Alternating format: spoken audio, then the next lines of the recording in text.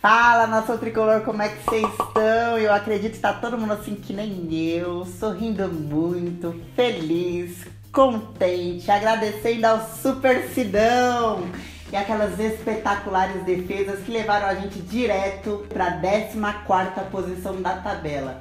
Se eu te perguntasse uma semana atrás, se essa semana você acreditaria que estaria nessa posição, você ia acreditar? Ficou horrível, vou fazer. Tá. Se eu te perguntasse semana passada que...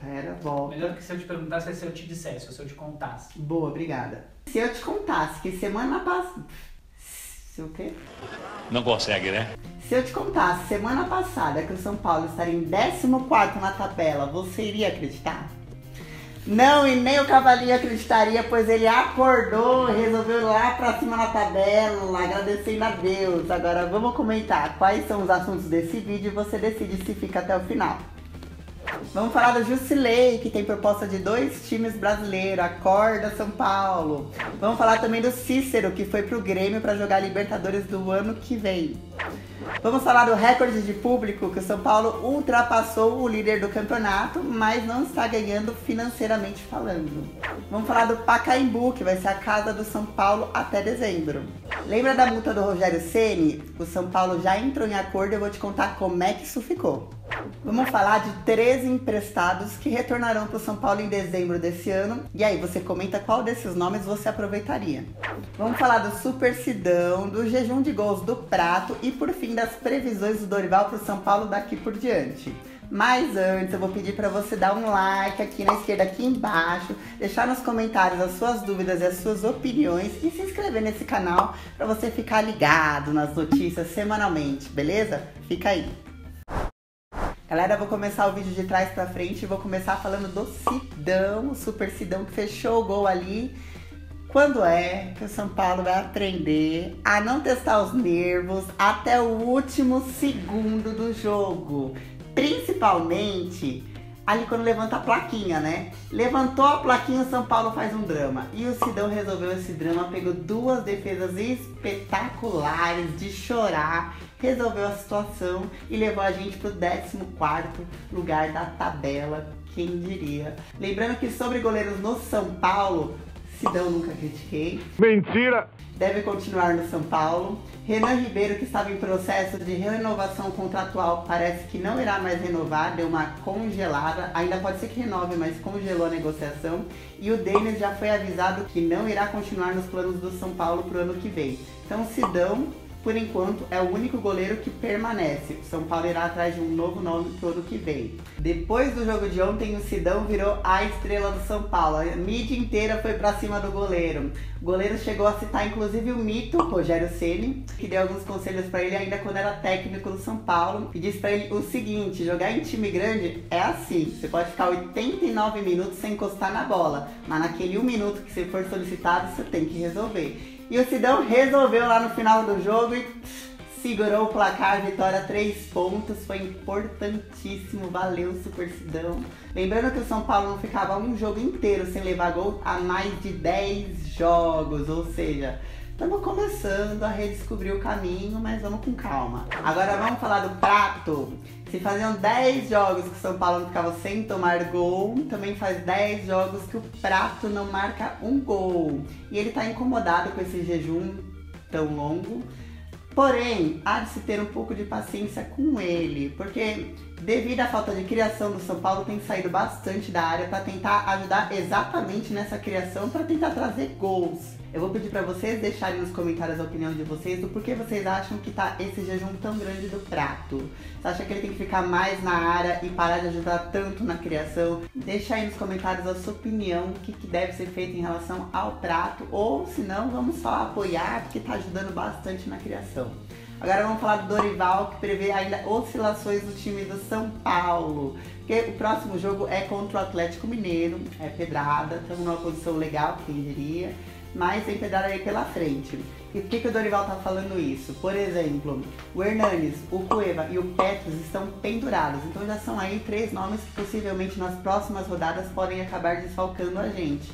Também podem haver lesões e convocações. Cueva mesmo já está convocado e não deve jogar na próxima rodada. Dorival acredita que a gente entrou numa sequência boa porque finalmente os jogadores estão começando a ter 10 jogos jogando todos juntos como titulares. Quando ele chegou, a maioria dos jogadores estavam fazendo sua estreia no time, a gente estava mudando o elenco. Mas ele acredita que até estabilizar ainda haverão algumas oscilações. Então, pé no freio, vamos com calma. Já tem gente aí falando em vaga na Libertadores, vaga nisso, vaga naquilo. Vamos com calma. Vamos comemorar, mas tranquilo, continuando a lotar o estádio Pacaembu, dando muito apoio. Falando em Pacaembu, o São Paulo vai jogar as próximas 5 rodadas no Pacaembu. Isso porque no Morumbi agora teremos o show do Vila Mix no próximo sábado. O Morumbi já está assim gramado para esse show, inclusive. Depois teremos o show do U2 e do Bruno Mars. Aí o São Paulo só volta pro Morumbi, que aliás fez aniversário ontem, 57 aninhos, na última rodada do campeonato contra o Bahia, dia 3 de dezembro. Pode deixar nos comentários o que vocês acham disso. Porém, se o time estiver fechado, não vai ser o estádio que vai fazer a diferença, é a torcida que tem que ir lá apoiar, né? E falando da torcida, vamos falar dos recordes da torcida. Afinal, o São Paulo agora bate recorde de público do ano entre todos os times. E vamos comparar direto com a liderança do Campeonato Brasileiro, mas eu vou falar de novo, é recorde de público do ano. Enquanto a liderança do Campeonato Brasileiro tem a média de público de 33 mil pagantes, o São Paulo tem a média de público anual de 33.300. Para quem sabe, na quarta-feira passada foi final da Copa do Brasil entre Cruzeiro e Flamengo, com 60 mil pagantes.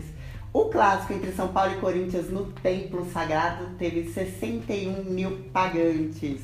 Pasmem, a torcida tá dando um show e é por isso que a gente tá reagindo. É a primeira vez em 37 anos que o São Paulo tem mais de 6 jogos consecutivos com mais de 40 mil pagantes. Vocês estão de parabéns.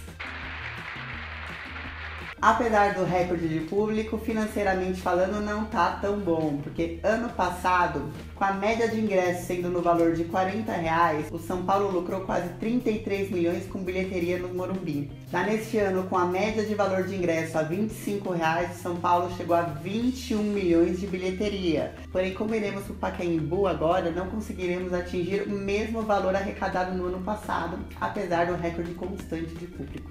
Pessoal, 13 emprestados irão voltar para o São Paulo agora em dezembro de 2018. E alguns desses nomes o Dorival já tá de olho. Um deles é o Hudson, agora campeão pelo Cruzeiro. Existe chance dele voltar e existe chance dele não voltar. Porque no contrato de empréstimo existe uma cláusula com o valor já pré-estabelecido de venda para o Cruzeiro. E o Cruzeiro já disse que quer fazer uso dessa cláusula. Porém, o São Paulo tenta falar com os agentes do Hudson para trazer o cara de volta. Dorival tem interesse. Outro também que está sendo bem elogiado é o Iago Maidana. Esse cara aqui foi o que quase levou a gente para a segunda divisão em 2015? Do Aidar, não é? Isso. Aquele cara daquela transação estranha? É, isso mesmo. Não, no tretagem aí. Mano! Outro jogador que volta também está sendo bem elogiado é o Iago Maidana. Você lembra desse nome? Pois é, ele tá lá no Paraná, que é o terceiro colocado da Série B e tá indo muito bem lá, titular absoluto, zagueiro, para quem não lembra. Dorival também pensa em utilizá-lo para 2018. Outros nomes que irão encerrar o contrato de empréstimo agora em dezembro de 2017 poderão ficar livres são Reinaldo, com a Chapecoense, Daniel, meia do Coritiba, o Matheus Reis, lateral esquerdo, Queiroz, que é volante, o Adelino, que é atacante, João Paulo, também atacante, Arthur, que é volante, e Gabriel Rodrigues, que é atacante. Em meados de 2018 também voltarão Lucão, Joanderson e o Tormina. Desses nomes que podem voltar, algum deles você utilizaria ano que vem ainda no plantel? Tem algum que você venderia de uma vez? Você tem outro que você falaria, não, esse dá pra ficar?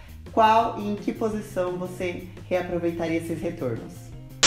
Pelo amor de Deus, nunca mais. Nossa Senhora! Pessoal, o Cícero, após longa negociação, não é mais do São Paulo e foi para o Grêmio. Já foi para treinar lá e vai disputar a Libertadores do ano que vem, porque ele já cumpriu todos os jogos no Brasileirão pelo São Paulo e não pode mais atuar no campeonato este ano. Então ele já foi para lá, porque aqui no São Paulo ele estava treinando separado. Se o elenco treinasse de tarde, ele treinava de manhã. Se o elenco treinasse de manhã, ele treinava à tarde. Problemas extra-campo fizeram com que Dorival e diretoria afastassem o jogador em agosto. O jogador chegou a receber proposta do Emirados Árabes e de outros times do Brasil e disse não. E chegou a pedir à diretoria para reintegrar o elenco, disse que queria ajudar na luta contra o rebaixamento, mas a diretoria disse que não, continuou lá afastado e após longa negociação vai pro Grêmio. É a segunda passagem do Cícero pelo São Paulo.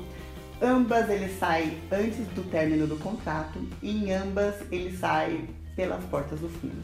Agora abre o olho, São Paulo. Jusilei tem proposta de 2 times brasileiros que estão monitorando a situação junto ao Shandong Luneng. Lembrando que o Shandong chegou a se reunir com o São Paulo. É um time lá da China que é difícil pra caramba de negociar, é bem difícil de conversar com os caras. E eles chegaram a pedir 10 milhões de reais por parte dos direitos do Jusilei.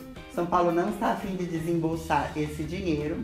Lembrando que ele ganha 1 milhão por mês, o São Paulo paga parcialmente o salário dele e o clube lá da China paga o restante. Tem 2 clubes brasileiros de olho no Jusilei. O empresário dele, que é o Nick Arturi, não quis divulgar os nomes, nem o São Paulo ainda sabe quais são esses clubes, mas estão de olho. Se o São Paulo não der esses 10 milhões ou fizer uma contraproposta aceitável, já tem clube de olho no Jusilei.